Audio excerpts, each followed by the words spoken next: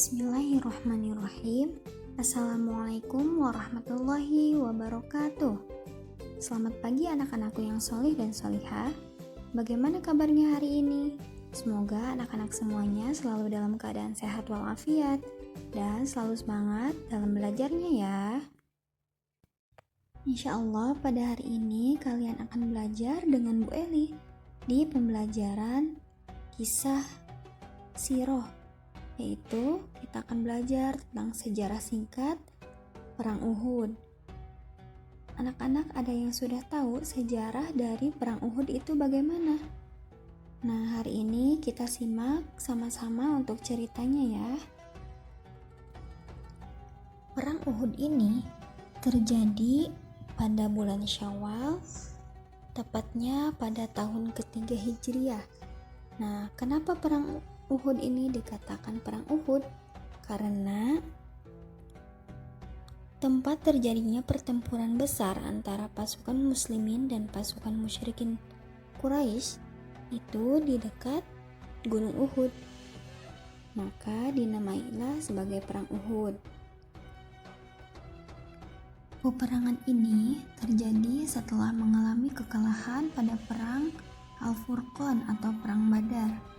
Amarah kaum Quraisy tidak pernah reda, apalagi kaum Quraisy yang telah kehilangan orang tua, anak, dan saudara-saudara mereka karena terbunuh pada perang tersebut.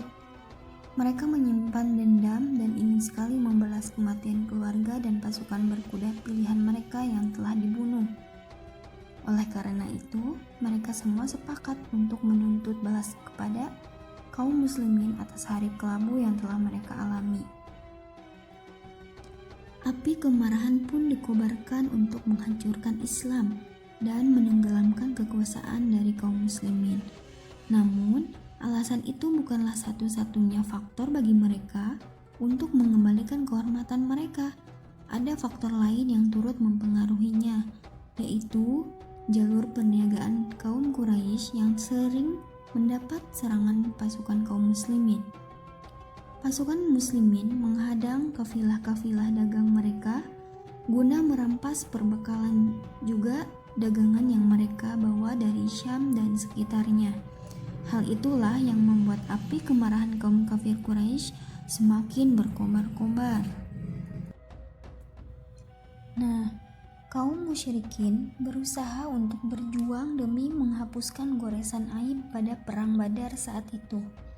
Akhirnya, mereka menemui Abu Sufyan bin Harb untuk meminta bantuan darinya guna memerangi Nabi Muhammad SAW. Kemudian, semua kaum kafir Quraisy bersatu dengan kabilah Arab lainnya. Setelah berkumpul, Abu Sufyan membawa mereka menuju Madinah. Lalu kemudian mereka berhenti di wilayah dekat dengan Gunung Uhud yang bernama Ain.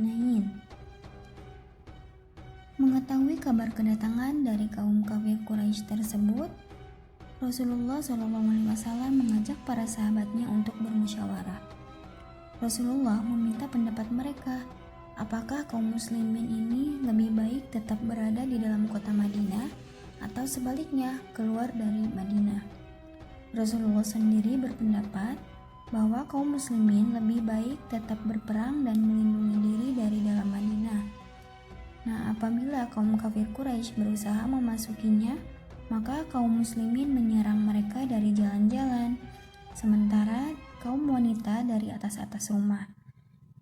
Mengenai gagasan Rasulullah ini, Abdullah bin Ubay menyetujui yang juga menjadi usulannya. Sementara itu, sejumlah sahabat terkemuka yang tidak ikut dalam Perang Badar mengusulkan dan menganjurkan bahwa Rasulullah agar berperang di luar kota Madinah. Mereka sangat mendesaknya, namun Abdullah bin Ubay tetap kekeh dengan pendiriannya untuk tetap tinggal di Madinah, yang disetujui juga oleh sejumlah sahabat yang lain. Di sisi lain, sebagian sahabat yang tidak sependapat terus mendesak Rasulullah untuk menghadapi pasukan kaum kafir Quraisy di luar Madinah. Akhirnya Rasulullah pulang ke rumahnya dan mengenakan baju besinya. lalu kembali lagi menemui para sahabat. Namun setelah melihat Rasulullah telah siap berangkat, justru sebagian sahabat yang mengusulkan untuk berperang di luar Madinah berbelok arah menjadi agar berperang di dalam kota saja. Mereka berkata, "Kami telah memaksa Rasulullah untuk berperang di luar Madinah. Wahai Rasulullah, seandainya baginda lebih senang untuk berperang di dalam kota Madinah, maka lakukan saja. Tidaklah pantas bagi seorang nabi yang telah mengenakan baju besi lalu menanggalkannya sebelum Allah memberi keputusan antara dirinya dan musuhnya." Balas Rasulullah SAW kepada mereka. Setelah sepakat, Rasulullah lantas berangkat untuk berperang dengan membawa pasukan sebanyak 1.000 personel.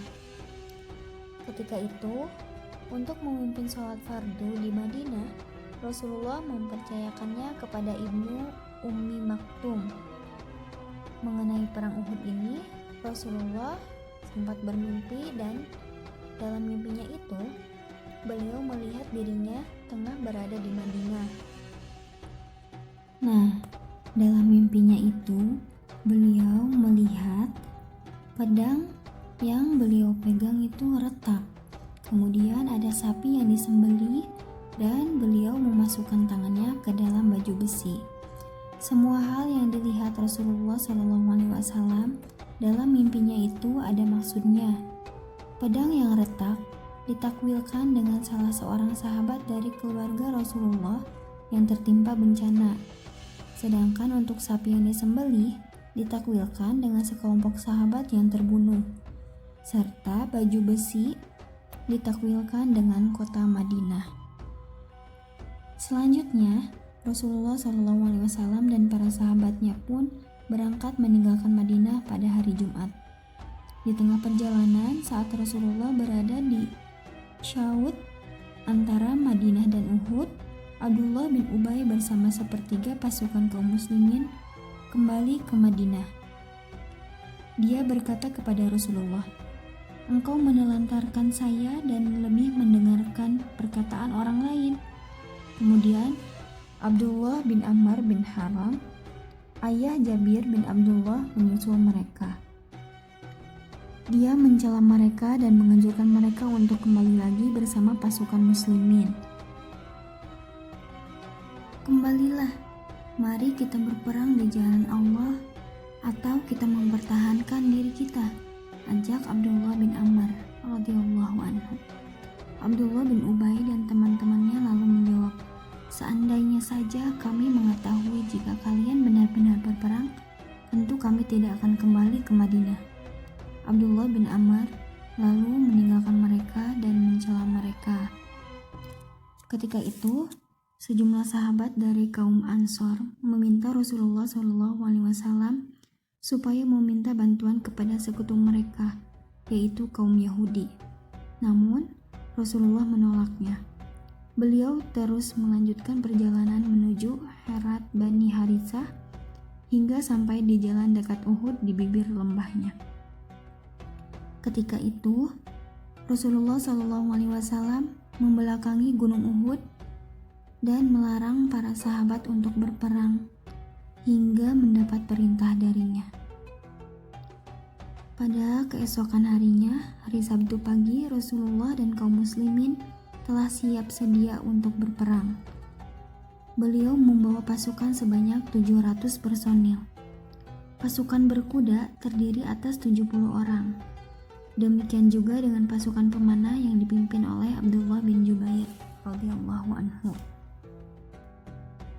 Kemudian Rasulullah SAW menyuruh pasukan pemanah untuk tetap di tempat mereka dan tidak meninggalkannya, meski keuntungan telah menghampiri pasukan kaum muslimin, karena barisan pemanah berada di belakang pasukan muslimin.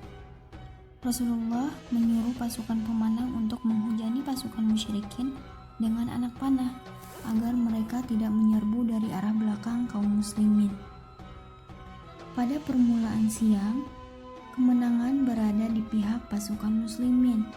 Pasukan musyrikin terpojok dan melarikan diri sampai kepada para wanita kafir yang turut serta bersama mereka. Ketika pasukan pemanah muslimin melihat kekalahan pasukan kafir, mereka meninggalkan markas. Padahal Rasulullah SAW telah memerintahkan mereka untuk tetap di tempat. Lalu mereka saling berkata, "Saudaraku, mari kita ambil ghanimah atau harta rampasan perang ini." Melihat tindakan pasukan pemanah tersebut, pimpinan pasukan mengingatkan mereka pada pesan Rasulullah SAW. Namun, mereka tidak memedulikannya. Menurut mereka, pasukan kafir musyrikin tidak akan kembali lagi. Kemudian, mereka meninggalkan tempat mereka demi mendapatkan harta rampasan perang. Anak-anakku, karena ini materinya cukup panjang, jadi untuk materi perang Uhud kali ini Ibu cukupkan dulu sekian ya.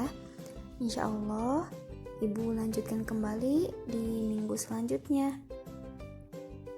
Ibu tutup dengan wassalamualaikum warahmatullahi wabarakatuh.